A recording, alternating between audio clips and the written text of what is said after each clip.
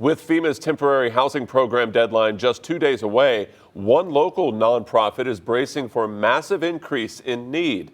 But ABCCM's executive director says the organization is ready. News 13's Mark Liverman has that part of the story. We could see 200 people feasibly in those first few days after the deadline on top of the storm. No, of course. Even more than that. Yeah. That might not sound like a lot, but local nonprofit ABCCM could end up seeing more than double the number of people at shelters on a given night. It would be a big stretch all in 1 or 2 or 3 weeks, but it's doable. Executive Director Scott Rogers says the organization typically houses about 50 men and 25 women a night.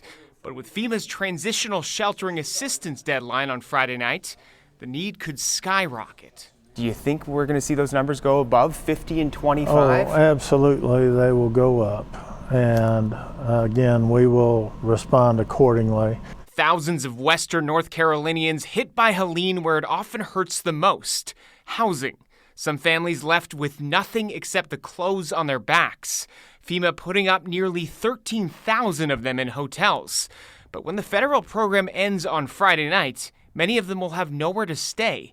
That's when Rogers and ABCCM come in. In a lot of ways, we feel like we were prepared and designed for days like this. So we're ready. Ready for a higher possible demand in resources than the nonprofit has ever seen before. And we're not just talking about somewhere to stay. You see the food behind us. We can arrange groceries on a weekly basis. There's all kinds of ways to put together the right combination for each individual situation. Rogers says ABCCM helps roughly 1,500 families a month.